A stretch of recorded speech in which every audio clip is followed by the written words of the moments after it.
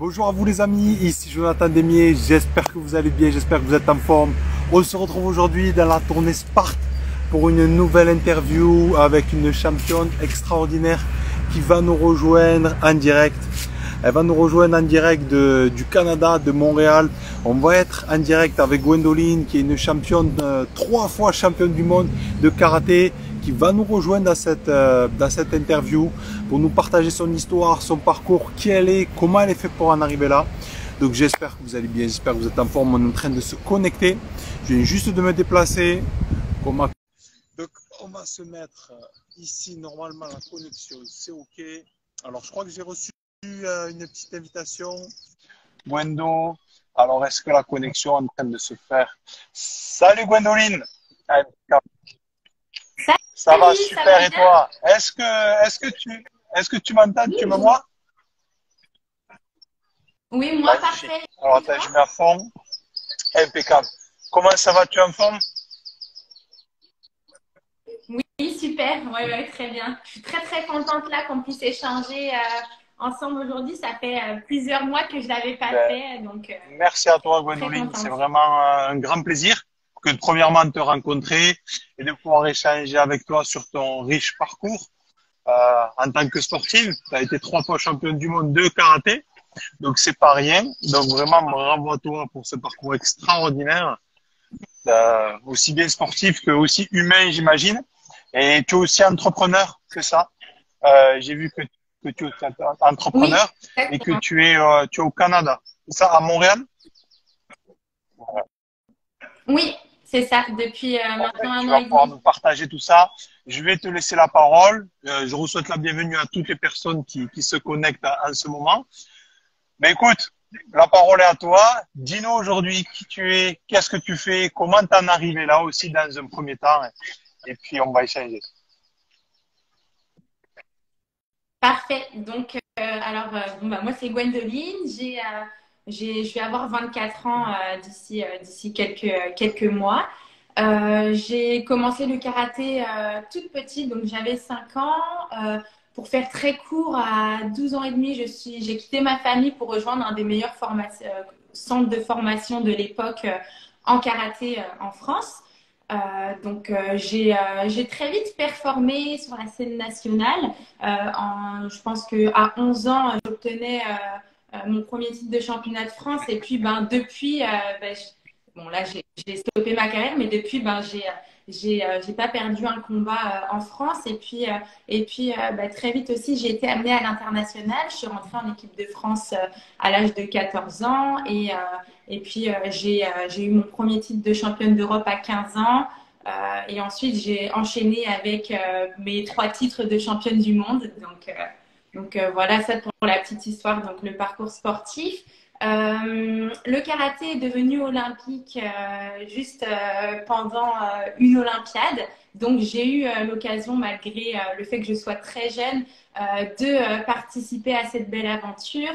Euh, j'ai connu des super moments, mais aussi de grosses désillusions, une très grosse blessure, quelques complications au niveau de la santé.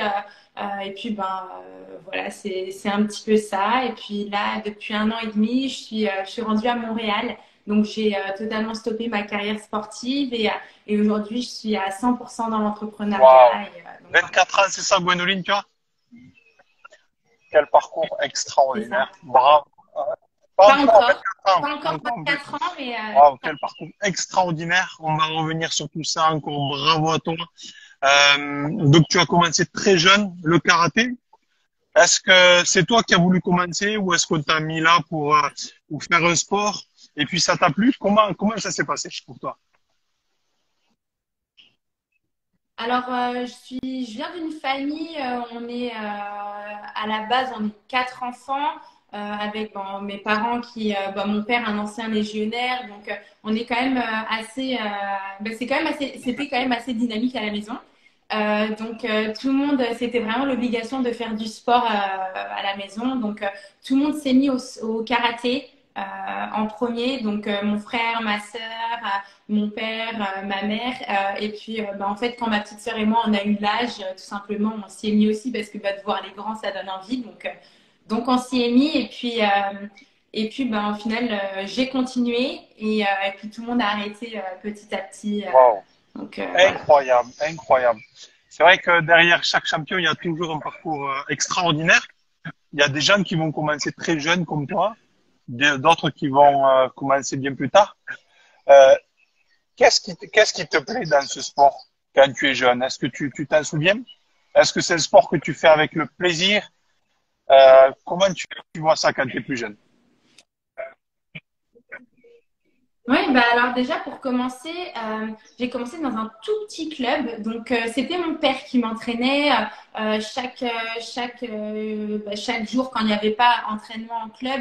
On allait courir, il me faisait des préparations physiques, il m'entraînait. C'était un peu plus du karaté traditionnel. Puis lui, bah, c'est un gros compétiteur. Je pense que j'ai vraiment pris ça de lui. Et puis donc il m'a donné le goût du challenge et de la compétition et en fait bah, c'est avec lui que j'ai commencé vraiment à m'entraîner pour mes premières compétitions nationales et avec lui que j'ai eu mes premiers résultats et je me rappelle plus Du de coup, ta voilà, question. c'était, mais t'as commencé à y répondre. C'est étant jeune, qu'est-ce que tu aimais finalement dans ce sport? Ouais, je pense que c'était toujours aller rechercher plus. En fait, voir qu'il n'y avait aucune limite. Donc, au début, on se fixait un petit objectif, puis une fois que, en fait, sans s'en rendre compte, ben, les objectifs, ils grossissaient, grossissaient, grossissaient, et en fait, c'était assez illimité. Et cette perspective-là, elle m'animait énormément. Je dirais, ouais, le goût du challenge, toujours plus, et puis peut-être explorer ses propres limites. Mais quand on est jeune, on s'en rend pas compte. On le fait inconsciemment, mais en fait, bah, c'est ça. Explorer ses propres limites, aller Oh, toujours plus loin. mentalité de champion. Mais vu l'élevage, on comprend aussi. Et donc très jeune, tu commences à avoir des résultats. Donc ça, c'est vrai que c'est assez extraordinaire parce que quand on est jeune aussi, il y a tout un tas de choses. Il y a les amis, les copains, il peut y avoir les sorties, les soirées. C'est aussi, c'est normal, c'est la vie de jeune. Et toi, tu nous dis à 14-15 ans, tu commences à être championne de France, après championne d'Europe, tout ça, à enchaîner les titres. Qu'est-ce qui se passe à ce moment-là pour toi? Qu'est-ce que tu te dis?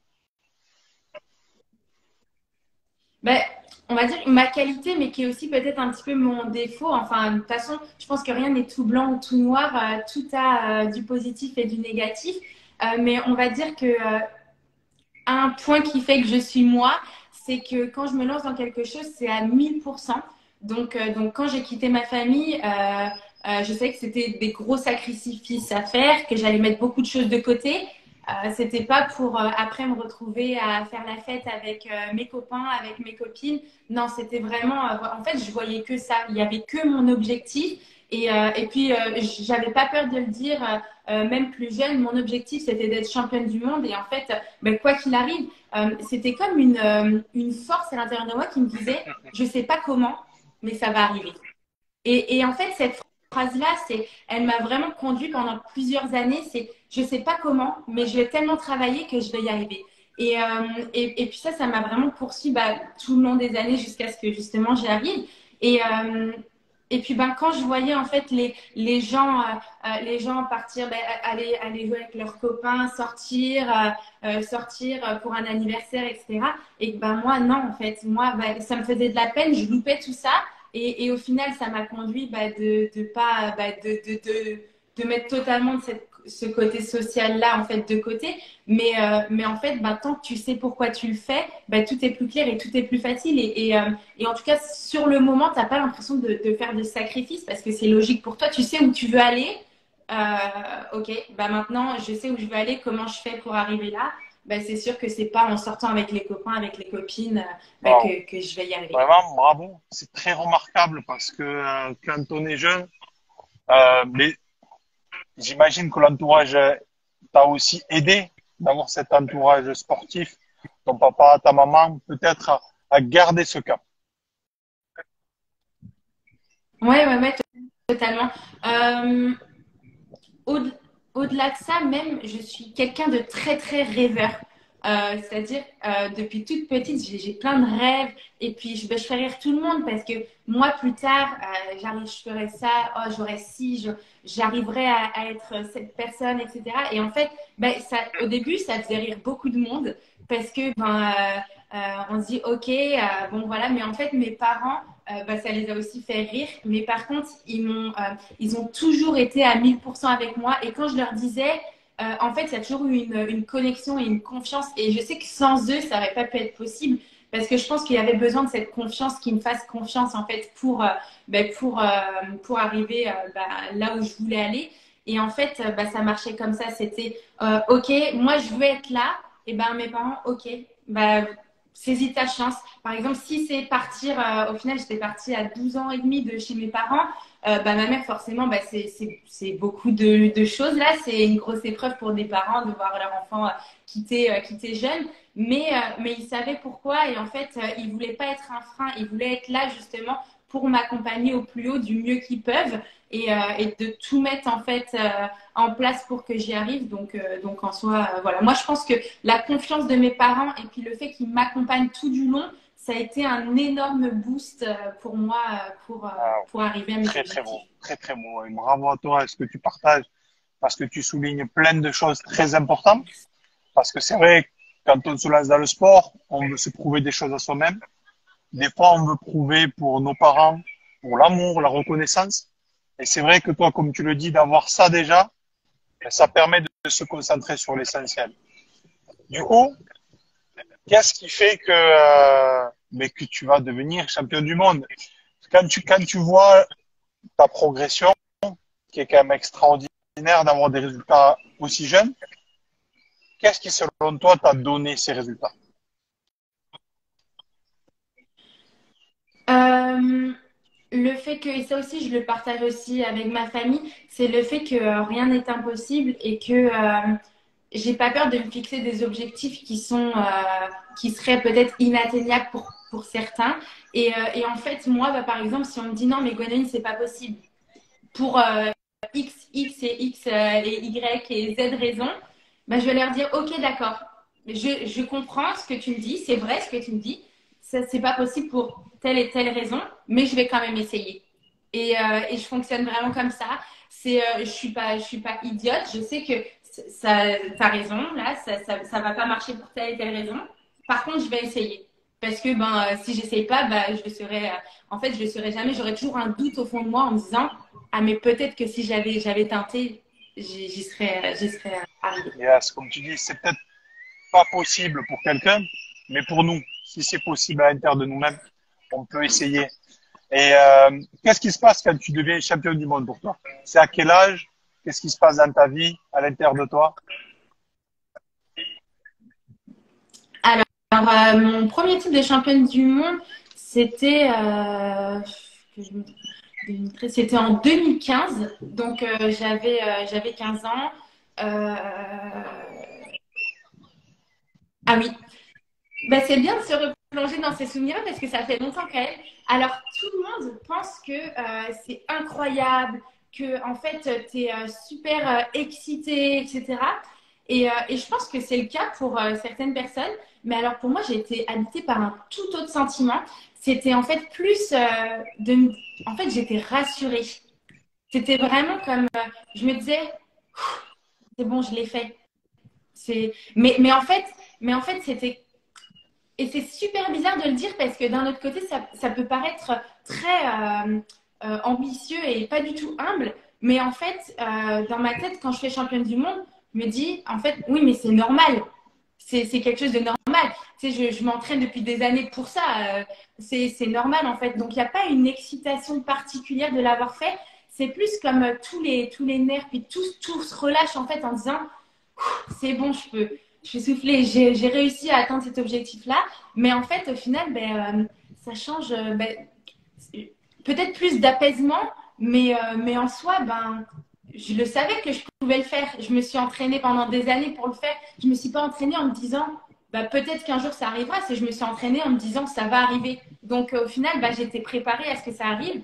Et juste, en fait, ouais, du soulagement, je dirais. Un sentiment, c'est du soulagement Extraordinaire. seulement. À 15 ans, champion du monde. Extraordinaire. Et comme tu dis, quand on se focus tellement sur quelque chose, quand on se prépare énormément, en fait, tu le vis tellement à l'intérieur de toi que quand ça arrive, comme tu dis, c'était normal quelque part presque. Donc tu continues, donc j'imagine tu continues tes études à côté, etc. Euh, Qu'est-ce que tu te dis? Parce qu'il y a des fois ce truc de se dire, bon, maintenant j'ai atteint cet objectif, c'est quoi la suite? Et ben, heureusement ou malheureusement pour moi, en fait, j'ai été entourée pendant le début de ma carrière, même tout au long, je dirais, mais surtout au début, par des personnes qui n'étaient jamais satisfaites de ce que je faisais. Enfin, pas, c'est pas vraiment dit négativement, hein, c'est des personnes qui fonctionnaient pour qui rien n'était jamais assez bien. Et en fait, je me suis construit aussi une pensée qui était un peu similaire. Et en fait, quand je fais championne du monde, ce que je vois au final, c'est pas que je fais championne du monde, c'est que j'ai pas mis, tu sais, dans un combat, par exemple, le meilleur, c'est de mettre 8-0 dans un combat. Ben, c'est que j'ai pas mis 8-0 à mes combats. C'est que il y a un combat où c'était serré, où j'ai eu un petit peu de mal, j'ai gagné que 1-0. Il y a, tu vois, et en fait, au final, tu finis le championnat. Et puis, quand tu retournes à la réalité, c'est tout bête, mais je rentre chez mes parents. Mon père, forcément, il est super heureux, mais la première chose qu'il me dit, c'est oh, tu aurais pu faire ça, ou tu aurais pu, tu vois. Et en fait, le fait que je sois entourée de personnes qui remettent tout le temps un petit peu tout en question fait que il y a du positif et du négatif, encore une fois. Mais ce qui fait qu'en fait, je me repose pas du tout sur mes lauriers. C'est bon, je l'ai fait une fois, mais il y a du gros qui arrive. Il va falloir que je sois vraiment meilleure pour réussir la suite. Et puis ouais, voilà, c'est ça. Et puis, une fois que tu as envie de t'es champion du monde une fois, surtout jeune comme ça, tu as envie de l'être une seconde fois. Et ensuite, voilà, petit à petit.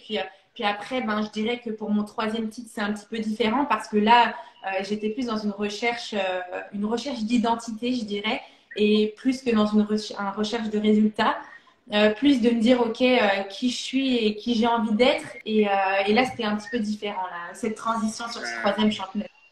Donc, à 15 ans, champion du monde, après deuxième fois, toujours champion du monde chez les jeunes. Yes. C'est Et ton ça. dernier titre, du coup, de champion du monde, c'est quoi? Toute catégorie? Non, en fait, chez les jeunes, donc euh, j'ai fait une fois championne du monde junior et deux fois championne du monde du 21, une fois à 18 ans, une fois à 21 ans. Le dernier, pourquoi je dis il est assez différent? Parce qu'en fait, à 18 ans, est-ce que je me trompe? Est-ce que je me trompe? Non, non, c'est ça, c'est ça. En fait, donc à 18 ans, je fais mon entrée en fait chez les seniors en même temps d'être en U21. Et, et, euh, et donc, mon championnat du monde se passe super bien. Honnêtement, je survole un petit peu la compétition. C'est que du plus. Je prends aucun point. Enfin, vraiment, tout se passe vraiment bien. En fait, rien ne pouvait mieux se passer. Tout était facile, tout était aligné. Et je sens que je passe un cap en fait avec ce championnat du monde. Et en fait, juste à côté de ça, je commence aussi ma carrière chez les seniors. Donc, j'enchaîne des grosses compétitions et en fait, où je performe directement. Donc, mon tout premier Open international, donc un des plus réputés du monde, je me glisse en finale. Je fais une perf incroyable en battant la Française titulaire de ma catégorie 10-0 en demi-finale. Enfin, je fais vraiment une super performance. Et en fait, pour aller du coup chercher mon troisième titre. Donc là, en fait, j'étais en plein chez les seniors. Donc, j'étais numéro 1 mondial chez les seniors, etc. Et en fait, j'allais combattre en U21. Donc, c'est pas de redescendre un niveau, mais un petit peu parce que c'est combattre contre des personnes qui ont moins d'expérience, qui ont un profil vraiment très différent. Alors, pas moins bon, mais juste très différent, en fait. Et donc en fait, sur ce championnat-là, c'est très bête, mais je suis arrivée en me disant, bon, je l'ai déjà fait deux fois. Ça se passe très très bien chez moi. Je suis numéro 1 mondial chez les seniors. Chez les seniors. Je dois gagner cette compétition. Et en fait, cette compétition-là, je l'ai plutôt très très mal vécue parce que bah, c'était comme un devoir, c'était comme une corvée de devoir défendre mon titre en fait, en me disant allez vite que ce soit fini, parce que ben en fait c'était plus quelque chose pour prouver en fait aux gens et il y avait beaucoup moins de plaisir. C'était plus de me dire tout le monde attend que je gagne parce que je dois gagner, parce que j'ai déjà gagné 2 fois, parce que je suis numéro 1 chez les seniors. Et là, vraiment moins de plaisir. C'est ouais, une corvée, en fait, de devoir défendre mon titre une autre fois. Et je pense que ça a marqué un point en me disant, OK, c'est quoi le plus important? Et après, à redéfinir un petit peu mes priorités. Yes, je comprends. Ouais. Ce que tu dis, c'est quelque part, à un moment donné, ça, tu t'es senti un peu obligé que d'enchaîner des performances et il y avait moins le plaisir. Euh, Qu'est-ce qui se passe pour la suite, justement par rapport à tout ça? Donc, comme tu nous as dit, tu as décidé d'arrêter ta carrière. Comment ça se passe pour toi? Oh, là, le chien qui arrive. Est-ce que, ouais, Euh, donc,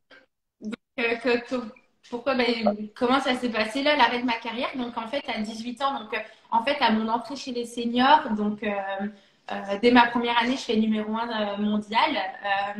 Donc, c'est une super bonne chose parce que c'est le début des qualifications olympiques également, donc les premiers Jeux olympiques de karaté. Donc, tout se passe super bien pour moi, numéro 1 mondial. La deuxième année, numéro 2 mondial. Je pense que j'enchaîne 13 médailles en Coupe du Monde sur 13. Enfin, c'est énorme. Je pense que bah, personne l'a fait. Donc, vraiment, vraiment très contente. Et je suis sur mon nuage, en fait. Parce que quand j'arrive au début dans ma carrière senior, en fait, je suis prise dans l'équipe nationale olympique, donc l'équipe de France olympique. Et on me dit, bon, Gwendoline, on te prend, mais c'est juste pour préparer les autres Olympiades d'après. Toi, honnêtement, on est en transparence avec toi. On ne vise pas du tout les Jeux Olympiques de 2020, etc. Voilà, c'est juste pour que tu aies de l'expérience, etc. Et moi, au fond de moi, je suis convaincue, mais je me dis, mais non, il se trompe. Je peux y arriver. Y a pas d'âge, il n'y a pas de limite, il n'y a pas de règle en fait. Donc moi, je suis convaincue. Mais à côté de ça, pour la première fois de ma vie, il y a mon père qui tient le même discours. Mon père qui a toujours été à 1000% avec moi, etc. Et là, pour la première fois, j'aborde une Coupe du Monde et il me dit, Gwendoline, c'est pas grave si tu perds. C'est de l'expérience qu'il faut que tu prennes, il faut que tu vises plus loin. Je me dis, mais si c'est grave que je perde, il faut que je gagne. Moi, je sais que je peux y arriver. Enfin, en fait, tant qu'il y a, même si en fait, j'ai envie de dire, même s'il y a des règles, ça se brise. C'est pas dans le temps, ça se bouge. Donc, en fait, j'ai envie de dire, rien n'est défini à l'avance. On peut pas me dire, je suis trop jeune, donc je peux pas prétendre à être aux Olympiques de 2020. Donc en fait, ben, ce que je me dis, c'est qu'il y a beaucoup de doutes et en fait, je me dis faut que je leur montre, faut que je leur montre et à partir de là, en fait, j'arrive à ma première Coupe du Monde, donc ma première compétition sélective pour qui va rentrer dans le classement pour les Jeux Olympiques. Et bah, c'est là que je te parle un de mes plus beaux souvenirs de ma carrière parce que personne croit en moi. Et j'arrive à la compétition et puis je déchire tout et je bats la titulaire française 10-0 en demi-finale.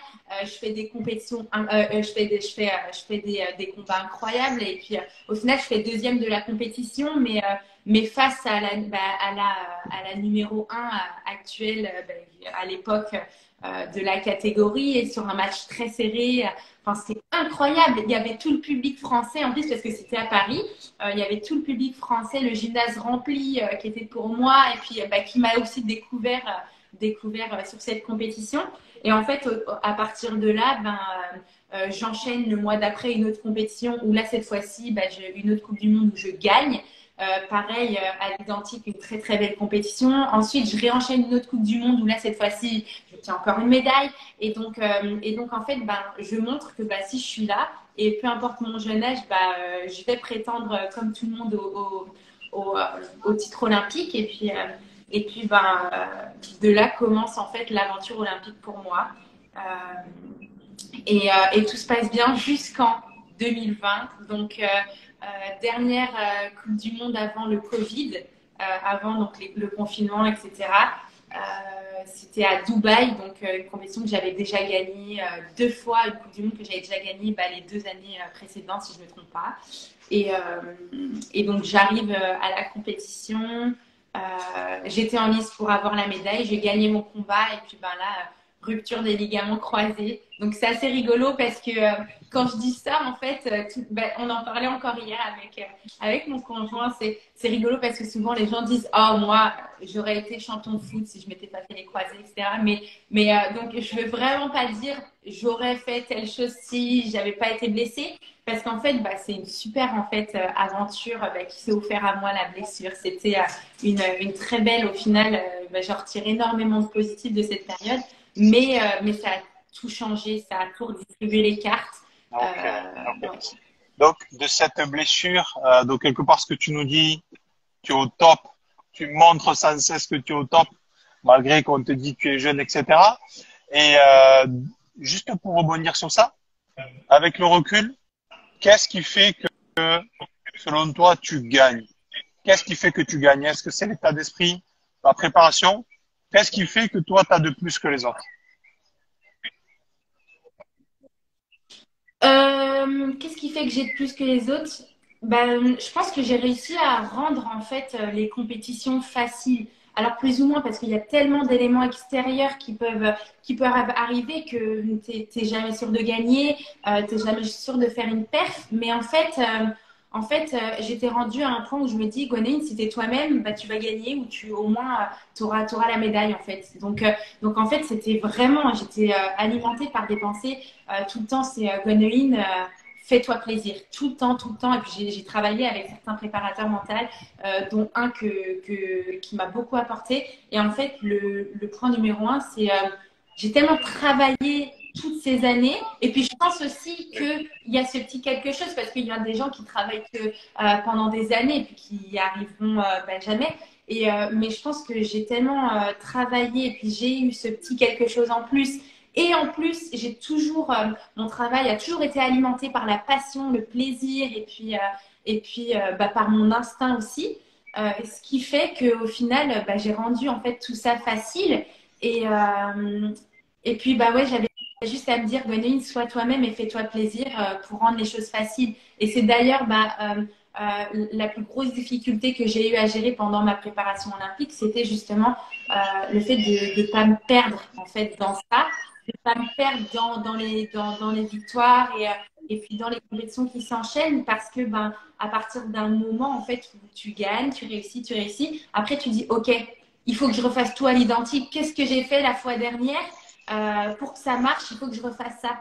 Et puis les seules fois où ça n'a pas vraiment fonctionné, où j'ai pas performé comme je l'aurais voulu, en fait, c'est des fois où j'ai voulu en fait répéter à l'identique des performances que j'avais faites, ce qui n'est pas du tout une bonne stratégie. Parce que chaque compétition est unique et il y a tellement, comme je disais, d'éléments, de facteurs extérieurs qui rentrent en jeu en fait dans la performance, ce qui fait que faut aborder en fait chaque compétition comme une nouvelle chose et que les forces qui t'ont servi à performer hier te serviront pas du tout aujourd'hui et seront pas non plus les mêmes qui te serviront demain. Exactement. Merci pour ce riche partage. Ce que tu as partagé, c'est énorme. Et tu as dit quelque chose de très important. Tu as parlé aussi de l'instinct. Et c'est vrai que aborder un match ou un combat comme toi, comme tu le dis, si on ne prend pas le combat après le combat et qu'on n'y met pas tout, qu'on n'est pas vraiment connecté, mais je pense que c'est là qu'on passe un peu à côté. Toi, je vois bien que tu connais tout ce qui est zone de flow, de vraiment arriver à être là. Et c'est exceptionnel. Et qu'est-ce qui fait justement que tu fais ta blessure? Tu aurais pu te dire, il n'y a pas de souci, je vais revenir. Donc c'est après la blessure que tu as décidé d'arrêter? Non. Non, non, non, non. Alors, après ma blessure, donc, je me blesse en février 2020 et normalement, les Jeux Olympiques étaient en août 2020, ouais, en août ou en juillet, bon, l'été 2020. Et donc là, je me dis, non, c'est pas possible. C'est pas possible. J'étais une des très, très bien placée pour rapporter le titre en France. Et donc là, première idée, c'est déjà mon monde qui s'écroule en me disant tout est fini. Il y a à la fois quelque chose, quand je me blesse, je me rends compte, je ne sais pas ce que j'ai, mais j'hurle. Et j'hurle même pas de douleur, mais j'hurle, je pense, en état de choc et parce que je sais qu'il y a quelque chose de grave qui est arrivé. Alors, je suis incapable de savoir, mais en fait, je marchais énormément à l'instinct et instinctivement, je sais que c'est super grave ce qui vient de m'arriver et que c'est pas juste une petite entorse ou quelque chose qui va se régler en quelques semaines. Et, euh, et donc, là, tout le monde me dit autour de moi, on attend les résultats, mais prépare-toi, c'est fini, c'est mort. Et en fait, bon, bah voilà, Gwendoline, comme elle est, elles se disent, ok, sur le papier, c'est mort, mais il y a combien de pourcentage de chances que je puisse réussir? Et là, on me dit, bah, c'est simple, pour que tu puisses participer aux Jeux Olympiques, déjà, tu peux pas te faire opérer parce que l'opération, il y aurait trop de mois, en fait, pour rééducation, etc. Donc, il faudrait que tu oublies l'opération et dans ce cas-là, tu aurais 1% de chance d'y arriver. Et là, je me dis, puis tout le monde me dit ça en me disant, c'est mort. Mais non, s'il y a 1% de chance, c'est-à-dire qu'il y a 1% de personnes qui va réussir justement à aller au-delà et puis qui va réussir à retrouver son niveau en très peu de temps, etc. Et pourquoi je ne ferais pas partie de ces 1%? Et dans ce cas-là, j'essaye de convaincre tout le monde, le staff autour de moi, mais il y a 1%, je veux tenter, je suis là. Et en fait, au début, un staff qui autour de moi était dégoûté parce qu'on vit les choses ensemble, etc. Et puis qu'on était tous à fond vers les Jeux Olympiques, eux étaient totalement, ils sont passés dans un état où ils étaient déçus et en pleine déception où c'était mort, en train de se dire putain, ok, on va la suivre. Elle est un peu folle, mais on va la suivre et puis on va tout mettre en place pour qu'elle y arrive sans opération. Et donc, dans ce cas-là, je commence directement la rééducation. Quelques jours après ma blessure, je vais en centre de rééducation, je commence et puis vient les semaines, les semaines, les semaines. Le confinement avec le report des Jeux Olympiques qui a été l'une des plus belles choses qui pouvaient m'arriver. Donc, à partir du moment où on a appris définitivement, officiellement le report des Jeux Olympiques, on était en plein confinement, j'ai quand même réussi à me faire opérer. La fédération m'a aidé à, à trouver le bon docteur, le bon chirurgien, à trouver une date parce que beaucoup des hôpitaux étaient réservés aux patients, etc. Donc, j'ai pu me faire opérer pendant le Covid, ce qui était d'ailleurs assez spécial parce que j'étais entourée de c'était un peu l'urgence et puis le feu dans les hôpitaux. Donc j'ai pu me faire opérer et puis de là commencer la rééducation très très dure. Hein. J'ai dû réapprendre à marcher, à courir, à tout faire. Et au final, je suis revenue. Hein. Je suis revenue. Les Jeux Olympiques étaient prévus initialement en été 2020. Ils ont eu lieu en été 2021. Moi, je me suis blessée en février 2020. Je me suis fait opérer en mai 2021. Et j'étais sur les tatamis. Je recommençais tranquillement sur les tatamis au mois de septembre. Donc, ce qui est hyper, hyper, hyper rapide pour une rupture des ligaments croisés avec toutes les petites choses autour qu'il y avait eu à mon genou. Puis, on va dire que j'ai vraiment repris l'entraînement en octobre, en décembre, j'étais capable de m'entraîner très très correctement, que j'avais retrouvé toutes mes facultés. Et puis ensuite, à partir de janvier, il a fallu en fait retrouver aussi la confiance parce que en fait, je dirais que le plus gros souci, c'est pas, en fait, j'ai envie de dire, quand on regarde des champions aujourd'hui, c'est pas forcément le plus musclé qui gagne, c'est pas forcément le plus intelligent qui gagne, c'est pas forcément celui qui a la meilleure stratégie, c'est celui qui a confiance et c'est celui qui va être capable le jour J d'exploiter son plein potentiel en fait et qui va pas être limité par le stress, par la pression négative et toutes ces choses-là. Et donc de là, il y a eu un gros travail à faire dessus et peut-être que j'ai pas eu assez de temps pour justement faire ce travail, mais en fait en soi tout arrive pour une raison. Et cette aventure, elle a été incroyable en fait à vivre. Et si ça serait à refaire, je voudrais me reblesser au même moment Ça a été un moment très très dur, je pense le plus dur de ma vie. Je pense que je me suis jamais sentie aussi seule. Hein. Des années depuis que je suis petite que je vis que autour du sport, du karaté pour la performance. Et puis bah, du jour au lendemain, tu te retrouves, t'es plus personne. Tu dois recommencer à zéro. Tout le monde t'oublie hein, parce que alors autant t'es la star et puis du jour au lendemain t'es plus personne. Hein. Tout le monde t'oublie, plus personne compte sur toi. Et puis ben, pareil pour tout était remis à zéro, toutes mes victoires, etc., qui auraient joué dans la balance pour les sélections, etc., elles ont été mises à la poubelle. Ils ont estimé que tout était reparti de zéro. Donc moi, je savais au fond de moi que j'avais retrouvé, etc., la personne que j'étais. Il me manquait de la confiance que j'ai retravaillée, mais peut-être qu'il m'aurait manqué une petite compétition pour retrouver en fait la confiance et pour me dire, ah, mais en fait, limite, je suis même pas aussi forte qu'avant, mais je suis encore plus forte qu'avant parce que ça m'a appris énormément de choses en face de moi, personne n'est passé par ce que je suis passée. Donc voilà. Et donc en fait le vrai stop de ma carrière sportive, ça a été l'été 2021. Donc, je ne me suis pas sélectionnée ma fédération en fait ne m'a pas sélectionnée aux Jeux Olympiques.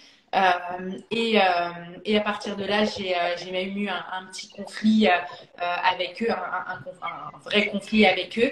Euh, donc, non pas sur ma non-sélection, parce que c'est quelque chose, pour moi, tout arrive pour une raison. Et si vous ne m'avez pas sélectionné, j'avais juste envie de dire, c'est dommage pour moi, c'est dommage pour vous, parce que j'ai mis beaucoup de temps. Et puis, on a tous cru en moi, eux comme moi. Et c'est dommage, mais l'aventure s'arrête là. Et voilà, c'est la vie, c'est mon histoire. Et puis, c'était le chemin que je devais prendre. Mais en fait, on a eu un conflit juste vis-à-vis de stages à l'étranger, de petites choses comme ça, d'interdictions, etc. Et au final, je me suis dit, OK, par rapport à ce que j'ai vécu, je sais qui je suis maintenant. J'ai eu du temps pour comprendre qui j'étais, pour comprendre quelles étaient les valeurs que je prenais, qui je voulais être. Et je voulais plus pas être cette personne-là qui me proposait d'être. Et puis, voilà, pour moi, ça a signé en fait la fin de ma carrière sportive et mon Wow. départ à Montréal. Bravo. Très, très riche. Très, très riche. Vraiment, à 24 ans, 23, bientôt 24 ans, c'est juste extraordinaire. Et c'est vrai que ce qu'on retrouve chez les personnes qui pendant 10 ans, 15 ans, 20 ans se consacrent dans un sport, c'est au-delà de la performance, de tout ce que ça te mène physiquement, mentalement, c'est le développement personnel qu'il y a. Même si on ne le voit pas quand on est dans le feu, ce que ça t'amène en permanence, de te remettre en question, de voir ce qu'on ne voyait pas sur nous par rapport à tout ce que tu dis, de pouvoir se trouver véritablement, c'est juste incroyable. Quand tu annonces que tu vas arrêter, est-ce que pour toi c'est définitif et autour de toi, qu'est-ce que les gens te disent? Parce que tu es jeune encore, tu aurais pu te laisser le temps de pouvoir continuer, revenir. Qu'est-ce qui fait la vraie raison qu'au fond de toi, tu te dis c'est fini, passe à autre chose? Le cap a été très très dur à passer parce que déjà quand on est compétiteur, on en veut toujours plus. Et en plus, on est conditionné aussi à,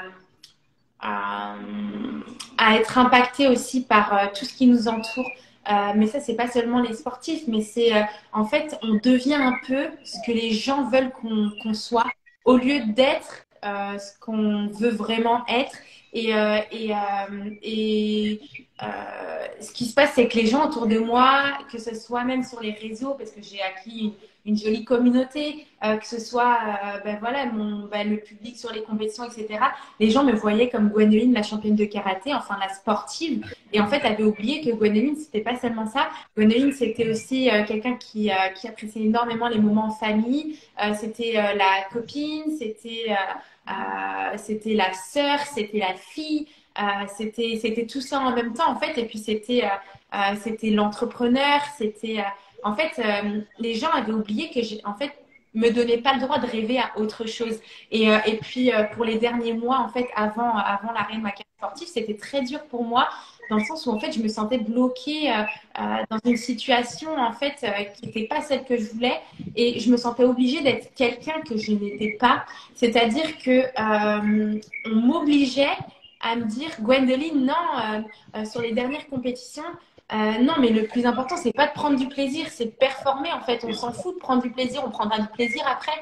Mais moi, j'étais pas du tout d'accord avec ça. Et en fait, je me rendais compte que j'étais entourée de personnes qui ne prenaient pas du tout les mêmes valeurs que les miennes, qui n'étaient pas du tout sur la même longueur d'onde que moi, et pour qui certaines choses avaient énormément d'importance. Et pour moi, ça l'était pas. J'étais rendue à un point où pour moi, ben, la victoire ou la défaite ne me définissait plus. C'était pas parce que je gagnais que j'allais être une meilleure personne. C'était pas parce que je perdais que j'allais être moins bonne, que j'allais avoir moins de valeur. Et ça, les gens autour de moi, ben, ne le comprenaient pas vraiment. Et en fait, j'étais emprisonnée dans une situation qui me convenait plus du tout.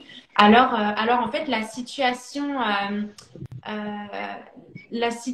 en fait avec ma fédération, en fait, ça a été, je dirais que ça a été ma porte de sortie, à la fois en me disant, c'est peut-être la chose de trop, la chose que je voudrais pas tolérer, quelque chose que je suis pas prête à accepter. Peut-être que c'est le moment en fait. Et en fait, bon, je crois beaucoup en Dieu. Et peu importe en quoi on croit en fait au final, mais en fait je me suis dit c'est peut-être quelque chose, en fait c'est peut-être quelque chose qu'on a mis sur mon chemin pour m'aider en fait à passer le cap et à me dire bon, faut que ça se finisse. Faut que ça se finisse parce qu'aujourd'hui, ben, c'est plus ce qui m'anime. Même si tout le monde veut que je continue, même si pour les gens, c'est trop tôt, je suis trop jeune, parce que, ben oui, c'est ça, c'est mes Gwenoline, je sais plus quel âge j'avais, mais 21 ans, 21 ans, c'est beaucoup trop jeune. Tu es au début de ta carrière, t'imagines déjà tout ce que tu as fait, ce que tu pourrais faire. Oh mais tu peux pas arrêter pour ça, oh mais c'est tellement dommage, oh mais regarde ce que tu pourrais faire, et ci et ça. Ouais mais non, ça c'est ce que vous voudriez que je sois, mais moi qui je suis, qui est-ce que j'ai envie d'être, c'est différent. Et voilà, pour moi en fait ça a été une porte de sortie, et c'est pas du tout négatif hein, de dire ça, parce que certains diraient oh, une porte de sortie c'est de la faiblesse ou quoi, mais justement non, c'est une situation qui a été difficile et j'en ai fait une force pour prendre une grosse décision qui a été très dure. Et en fait, j'avais peur. Hein, j'avais peur aussi d'avoir des doutes, de regrets. C'est beaucoup j'ai beaucoup investi là pour être sportive depuis que j'ai eu. Donc voilà, j'ai pris, en fait, j'ai fait en sorte que ça devienne une force pour prendre une grosse décision. Et puis je le regrette pas du tout. Ben, bravo à toi. Et ce que tu partages, c'est très, très important. Il y a eu des choses vraiment incroyables. Ce que tu dis quelque part, c'est qu'à un moment donné, tu n'étais plus en accord, en fait, avec les valeurs qui étaient partagées et ce qui était en toi.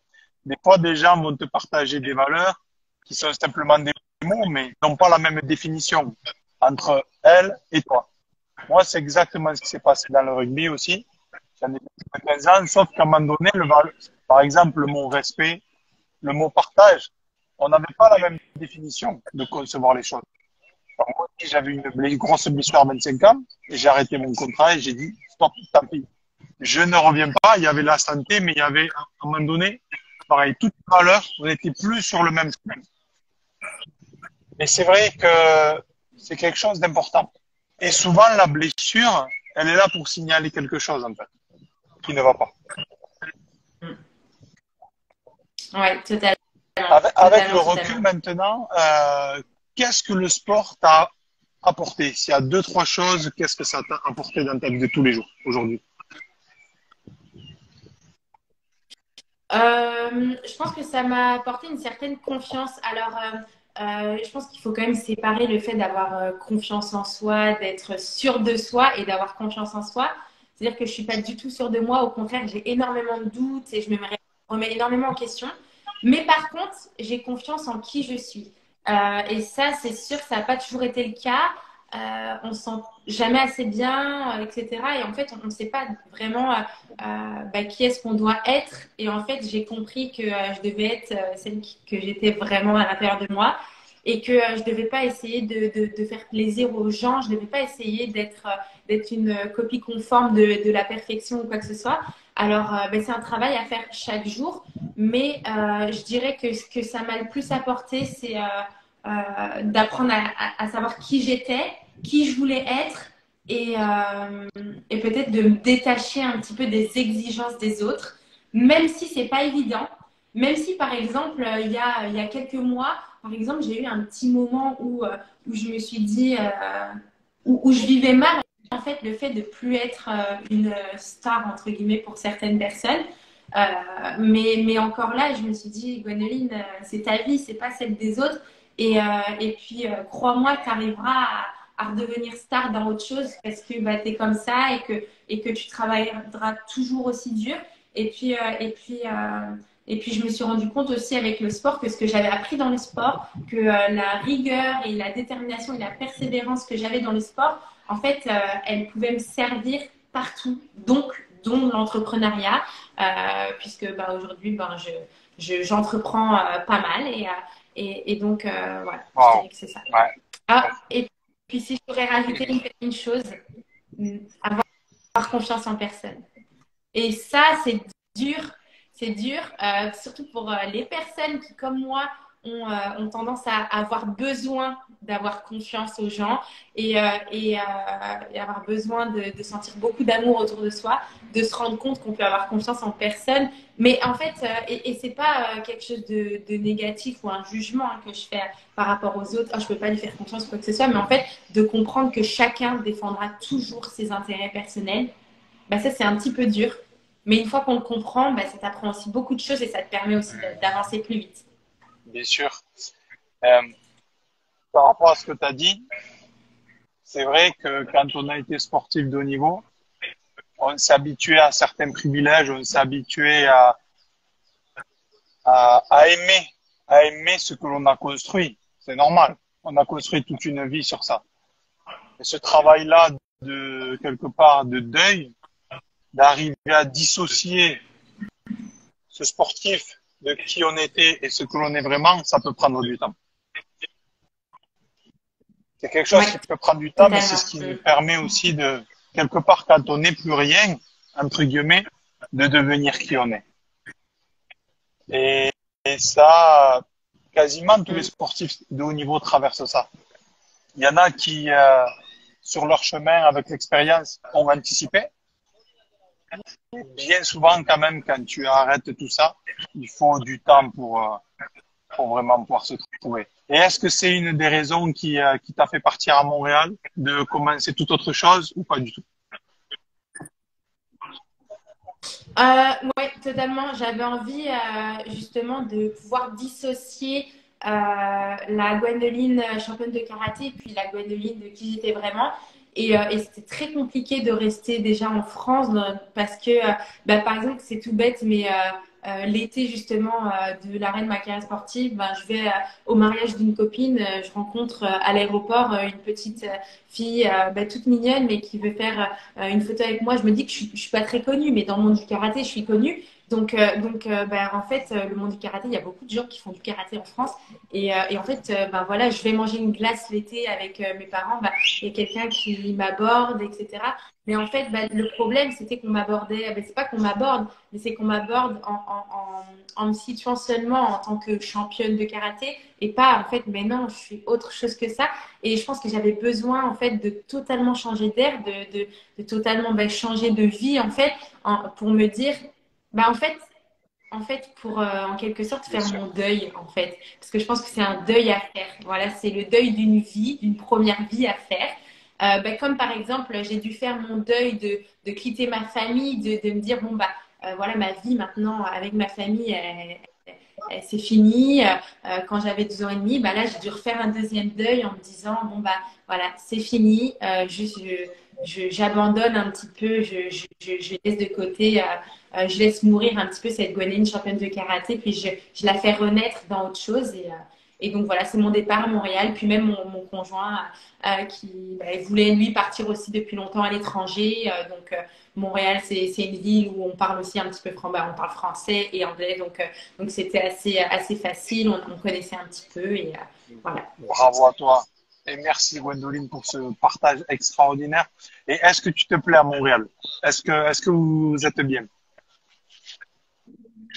Ouais, ouais, on aime beaucoup, on aime beaucoup. Même en termes d'entrepreneuriat, c'est bien parce que Par exemple, en France, quand tu es jeune, ça fait un petit peu peur, où il y a toujours quelque chose d'un peu, un peu, voilà, il y a toujours des freins, c'est toujours un peu plus compliqué en termes plus de perception, etc. Et ici, on se sent beaucoup plus libre, en fait. Bah voilà, on est sur le continent américain, donc forcément, ça veut dire ce que ça veut dire. Aujourd'hui, quand tu es jeune, bah justement, aujourd'hui, je dirais que la majorité des entrepreneurs que je côtoie, bon, ils sont un peu plus vieux que nous, mais ils ont, voilà, c'est des trentenaires. Je dirais que c'est des trentenaires.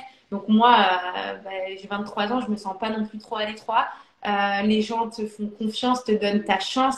Euh, et ouais, je dirais que j'aime ça. Je trouve que en termes de sécurité, en termes d'apaisement, c'est une ville, c'est un pays qui est très intéressant, le Canada.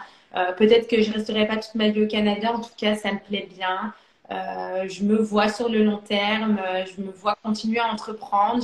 Je suis en train de développer d'autres gros projets. Je suis en train de restructurer toute une entreprise pour justement m'adapter aux habitudes des consommateurs au Québec, à Montréal et au Canada plus largement.